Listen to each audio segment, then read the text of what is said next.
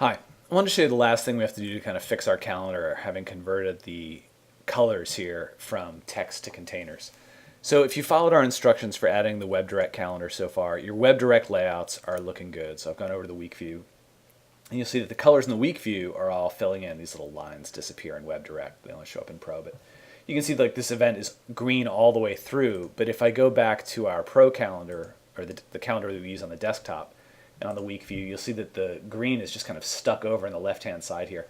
And that's because while we've switched this field here in calendar rows, content rep calc, while we switch this to a container, which is great and everything's working, we haven't set the crop options on these container fields yet. And at first I thought this was going to be a pretty daunting thing to do because we have a lot of stacked objects here, but it's actually really not that bad. So I'm going to show you how to do it and then show you a mistake you can make along the way, and then I think you'll be able to do this yourself. It's pretty straightforward. So what I'm going to do is I'm just going to kind of drag select a bunch of objects here on the week tab.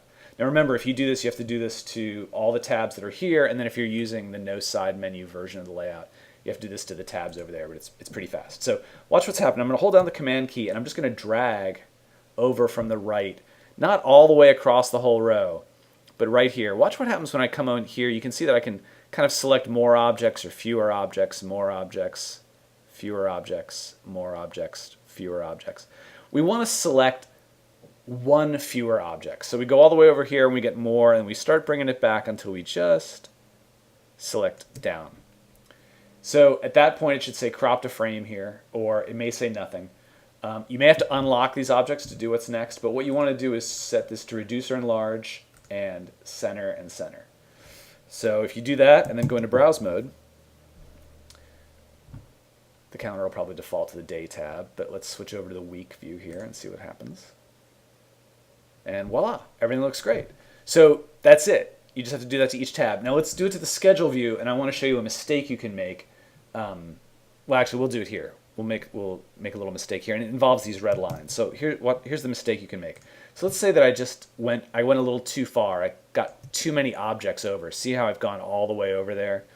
So then I'm going to say, okay, reduce or enlarge to fit, and these are the options I want. Great, go into browse mode.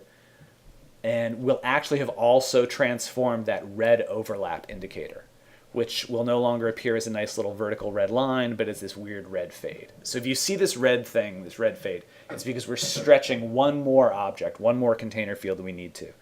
The fix is pretty simple. Back into layout mode. Again, select just what we want. Actually, we have to undo it. So first select the whole thing and switch it to the crop to frame that the red overlap calc wants. Crop to frame, left, center. Then we'll do what we want to do for our fill images, which is go all the way over and then come back over a little bit and switch that to reduce or enlarge, center, center. And go into browse mode, and the week view should be just fine. And are you just fine? Little week view? Yes. See? Yes, great. So that's it. A couple things to remember. There is no overlap calc on the month view, so you don't have to worry about it there. The year view obviously doesn't have fills. The grid view does, but it doesn't matter. Let's just do the grid view real quick. I love doing these things live. Let's see what happens here. Let's just get the whole thing here and switch this to, reduce or enlarge image to fit. I think we're going to want to leave the grid view alone. Let me pause the video here and figure out what's going on with the grid view.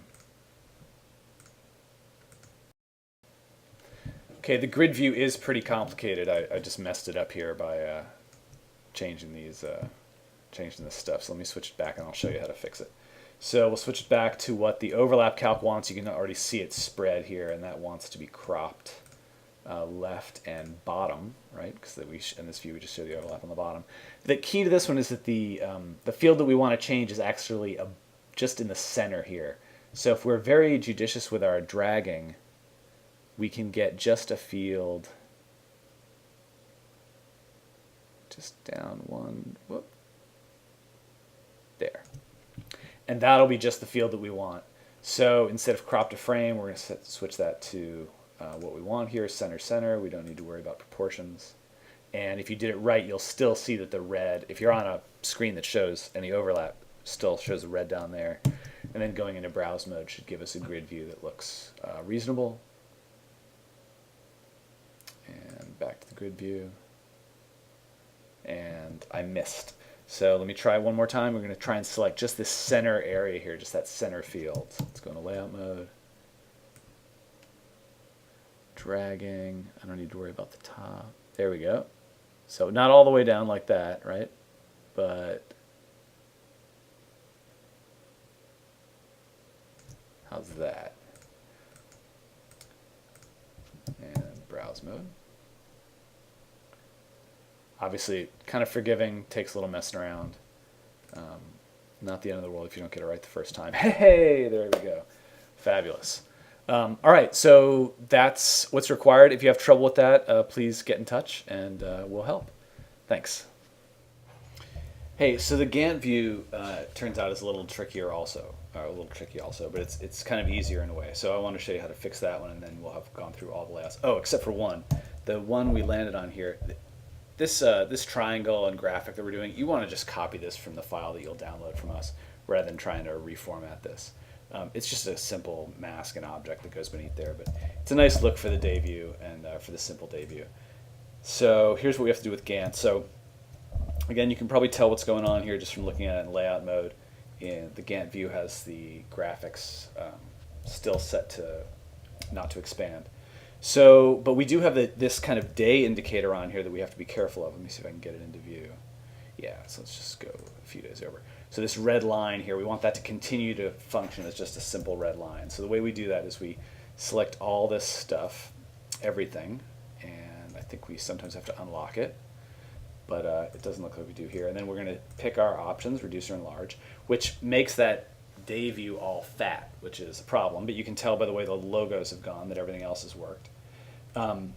Fortunately, though, we can select this little guy just by clicking over here carefully. It's over towards the edge, and you'll know you have it when you have the name of the line show up here. So it's not the calendar drag rept. It is, just kind of click a few pixels over it, Gantt line display calc. Perfect. So once we have that in focus, we just switch this back to crop and left.